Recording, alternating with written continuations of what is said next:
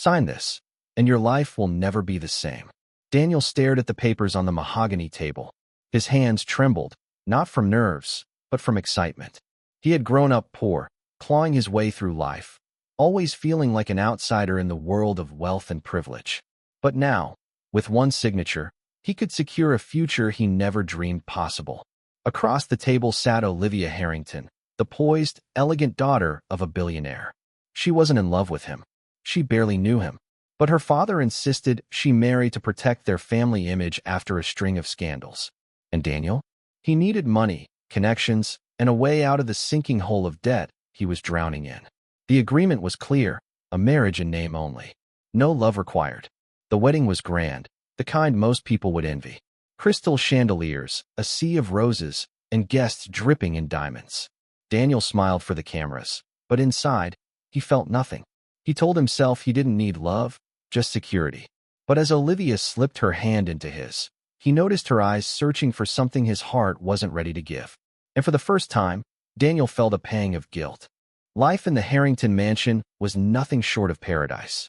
Private chefs, luxury cars, designer suits. Daniel had it all. Yet at night, when he lay in his king-sized bed beside Olivia, the silence was deafening. Olivia tried, at first. She invited him to join her in her charity projects, asked about his work, even left small notes on his desk. But Daniel dismissed them. He was too busy enjoying his new life. Business meetings with influential men, parties where everyone suddenly respected him, deals he could never have dreamed of signing before. To him, Olivia was part of the package, beautiful, sophisticated, and untouchable. He never asked about her dreams, her fears, or what kept her awake at night. He assumed she would always be there, standing quietly in his shadow. But behind her gentle smiles, Olivia's heart was breaking. She had married a man who didn't see her, only what she could give him.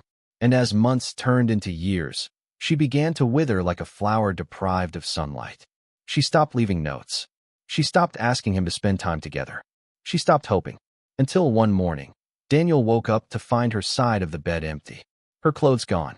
Her ring left neatly on the nightstand. And for the first time, his world felt truly empty. At first, Daniel thought she was bluffing. She'd come back, he told himself. Where would she go? But days turned into weeks, and Olivia remained gone. He tried to distract himself with his wealth, but something was missing. The mansion felt colder. The laughter at parties felt hollow. And when he came home at night, there was no warm light spilling from the kitchen, no soft hum of Olivia singing to herself.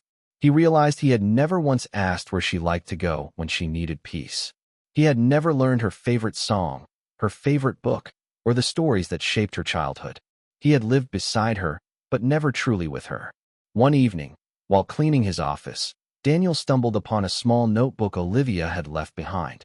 Inside were sketches of children, dreams of building a school, and diary entries where she confessed her loneliness. "She deserves better than me," Daniel whispered, his throat tightening. For the first time in years, tears burned his eyes. The man who thought he had everything realized he had nothing, because the one thing he never valued had been love. Daniel couldn't rest.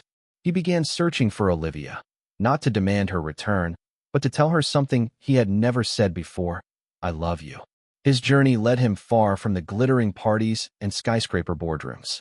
He visited shelters where she had once volunteered, hospitals where she had donated anonymously, and schools she quietly funded. Everywhere he went, people spoke about her kindness, her generosity, her heart, and each story was like a knife to his chest. He had married the most remarkable woman, and he had treated her like a business deal. Finally, he found her in a small coastal town, teaching art to children in a community center. She looked different, simpler clothes, no makeup, hair tied back, but she was glowing in a way he had never seen before. She laughed freely, her smile reaching her eyes, and the children adored her. Daniel froze at the doorway. For the first time, he saw her not as an accessory to wealth, but as a person, a woman full of light and love. When she noticed him, her expression turned guarded. "Why are you here, Daniel?" she asked softly. And for once, he didn't talk about money or deals. He spoke from his heart. "I was a fool," Daniel admitted, his voice shaking. "I married you for money. I thought wealth would make me happy. But when you left, I realized I had thrown away the only thing that mattered: you." Olivia looked at him, Her eyes filled with pain and disbelief. Do you know how many nights I cried beside you, Daniel? How invisible I felt. He nodded, tears streaming down his face. I know I don't deserve forgiveness, but I don't want your money.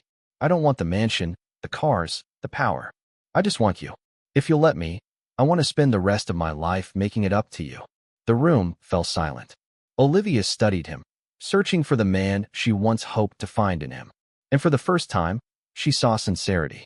Not greed, not calculation, just raw, aching love. She didn't answer immediately. Healing takes time, and wounds don't vanish overnight. But she did something Daniel never expected. She took his hand, and in that small gesture, Daniel felt something he had never felt before. Not the weight of wealth, but the freedom of love.